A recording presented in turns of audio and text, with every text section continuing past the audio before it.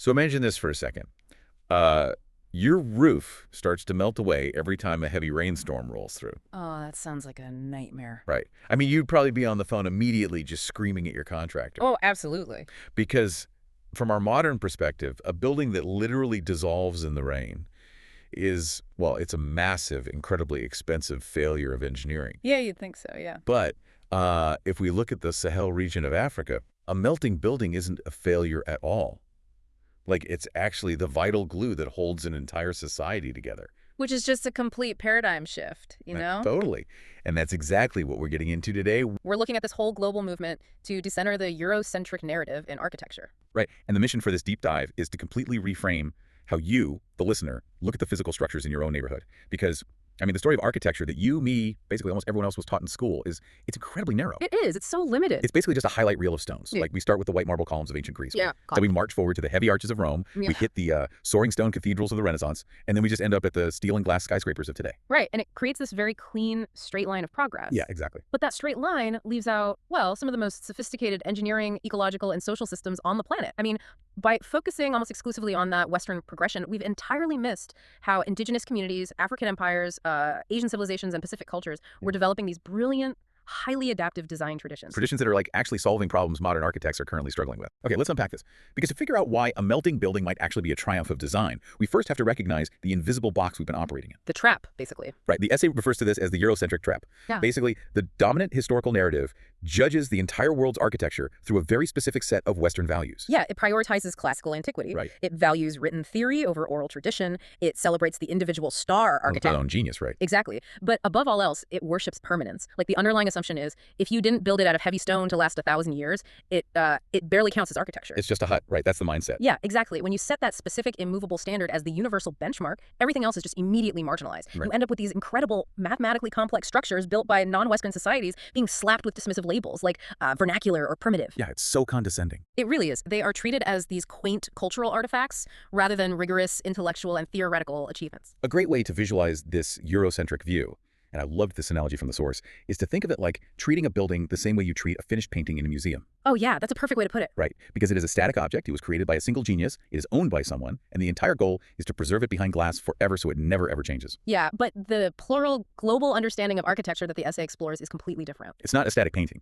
it is a living garden. Right. And what does a garden require? It needs care. Exactly. It requires constant community interaction. It follows seasonal cycles. It has to actively coexist with the environment around it rather than just, paving over it. Yeah. In this framework, knowledge is transmitted through storytelling, continuous practice, and ritual. Temporality, like the natural cycle of a building decaying and then being rebuilt, it isn't a weakness. It is seen as a perfectly valid, highly functional state. Which fundamentally changes the relationship between humans and the earth. Oh, entirely. Like, if you are obsessed with permanence, if your only goal is to just drop an unmoving stone monolith onto the dirt, you inherently view the environment as an adversary to be conquered, or just a resource to be extracted. Right, you're fighting nature. Exactly. But if you embrace that living garden model, the environment becomes an active partner in the design. Yeah, and let's look at how that plays out practically with Indigenous Australian architecture. The Aboriginal concept of country is really foundational here. And we should clarify country with a capital C, right? Yes, exactly. Because in Western terms, country or property is just, well, it's a plot of dirt with borders that you hold a deed to. Right, lines on a map. Yeah. But the Indigenous concept of country is this all-encompassing living entity. It includes the land, the water, the sky, the ancestral spirits, and an entire ecological knowledge system. So the buildings actually have to reflect that relationship. They have to, yeah. The essay highlights structures like gunyas and mia-mias. These are shelters constructed from highly local organic materials, like bark, woven reeds, branches, packed earth. And they are incredibly climate responsive. Right, designed to breathe in the extreme heat and insulate in the cold. And they are intentionally highly mobile. Yes. But wait, from a modern Western perspective, if a building is designed to degrade or wash away, wouldn't we call that a failure of engineering? I mean, just to play devil's advocate for a second, if I build a structure out of bark and reeds, and a few years later it degrades and returns to the soil, how is that not just a lack of advanced materials? Like, why wouldn't a culture build a stone fortress if they could? What's fascinating here is that the temporality is the actual mechanism of survival. Oh, wow, okay. Yeah, it's a deliberate choice based on a completely different worldview. Western architecture seeks to resist time by building an immovable object, but Indigenous architecture often treats building as a process that flows with time. Okay, I see. In the harsh, highly variable climate of Australia, locking yourself into a permanent stone settlement could actually be fatal if local resources dry up. Oh, because you're stuck there. Exactly, you're stuck. So by designing structures that gracefully degrade and return their nutrients to the ecosystem without leaving a scar, the community maintains the agility to move with seasonal resources. That is brilliant. Right. You maintain continuity not through a physical rock, but through the continuous living practice of rebuilding. Okay, so if Indigenous Australian traditions show us how impermanence can be a deliberate survival strategy, what happens when we look at the African continent? Because the sheer scale and diversity of what is built there completely shatters that whole primitive label. Absolutely. I mean, take Great Zimbabwe, built between the 11th and 15th centuries. we are talking about massive, towering stone enclosures. Just huge. Huge. But what makes the engineering so spectacular is that it is dry stone construction. Right. There is zero mortar used to hold these walls together. I always find that mind-blowing. Like, how does a massive stone wall stand for centuries without any cement? It relies entirely on gravity and frictional grip. The artisans had to precisely cut and shape every single granite block so that its specific geometry interlocked perfectly with the stones around it. Wow. The weight of the structure itself is what gives it immense strength. It demonstrates a level of mathematical precision and political organization that rivaled literally anything in Europe at the time. But then you travel from the stone of Zimbabwe to the Sahelian region, places like Mali and Niger, and you encounter an entirely different masterpiece. Yeah, completely different materials. Right. And this is where we get back to my opening scenario about the melting house. This region is famous for its earth architecture. Yeah. And using earth-like adobe, mud brick, rammed earth is an absolute stroke of genius for a desert climate. Why is that? Well, to understand why, you have to look at the mechanism of thermal mass. In the desert, the daytime temperature might soar to over 110 degrees, but at night, it plummets and gets incredibly cold. So if you build a modern house out of thin wood or metal there, it just turns into an oven during the day and a freezer at night. Precisely. But a massive wall made of dense, compressed mud acts like a thermal battery. Mud has high thermal mass, meaning it absorbs heat very slowly. Okay. So throughout the blistering day, the thick walls soak up the sun's energy, keeping the inside of the building cool and dark. It actually takes about 12 hours for that heat to fully penetrate the thick wall. Oh, that's wild. 12 hours. Yeah, so by the time that heat reaches the interior, the sun has gone down and the desert is freezing outside. The walls then act like a radiator, slowly releasing that trapped heat to keep the occupants warm through the night. It is nature's perfect air conditioning system. Exactly. And the most famous example of this is the Great Mosque of Djenné in Mali. It is the largest mud brick building in the world. It's massive and just visually stunning. It's stunning, but it has these wooden spikes jutting out all over the exterior walls.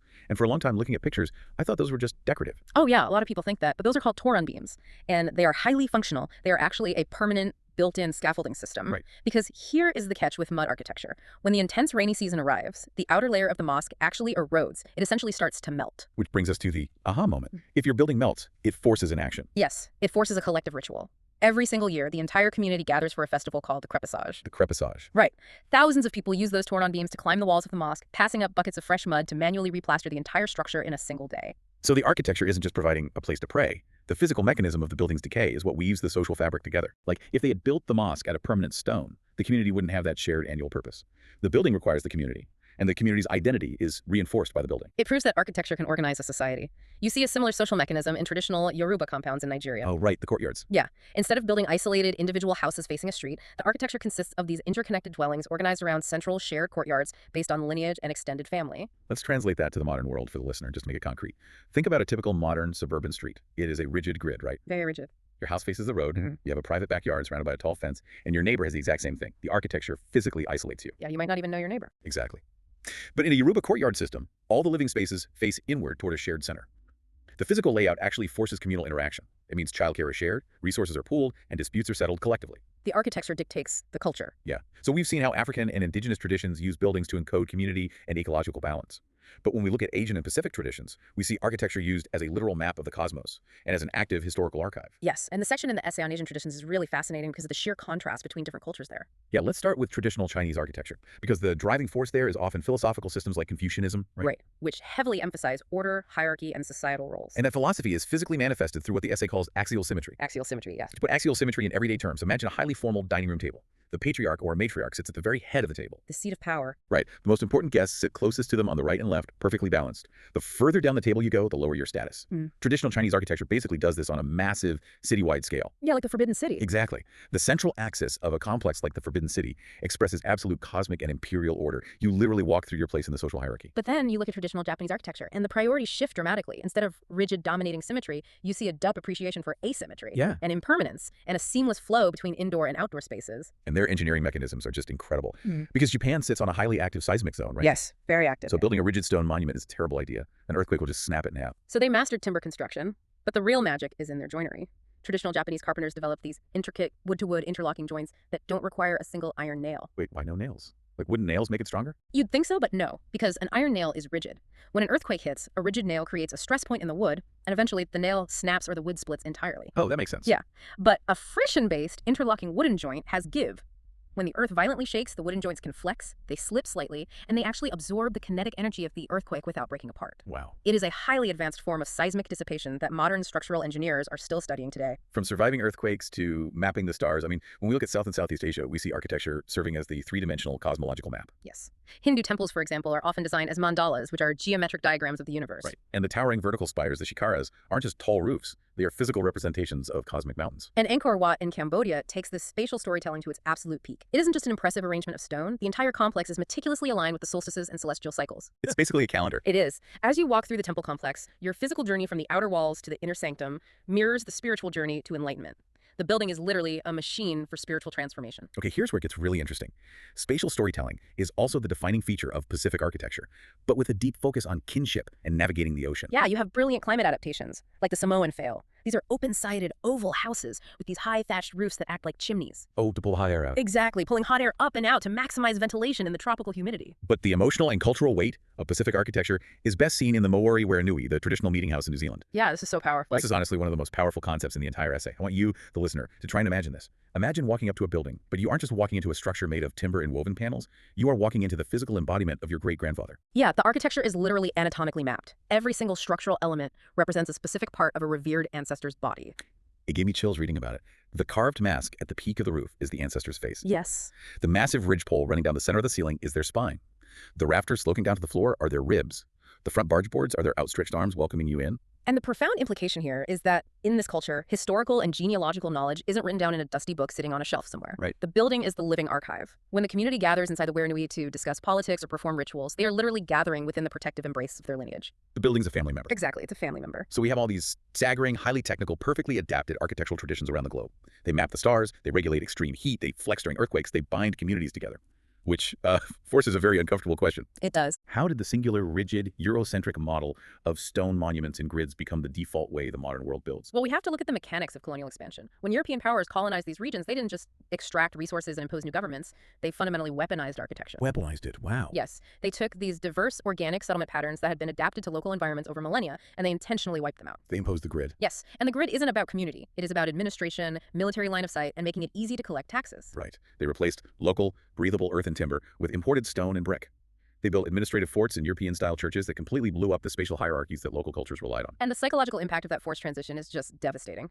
By outlawing or marginalizing traditional building methods, the colonizers sent a loud, unmistakable message. Their way is primitive. Exactly. Your way of building, your way of organizing society is primitive and backwards. Our way, the permanent European way, is the only civilized way.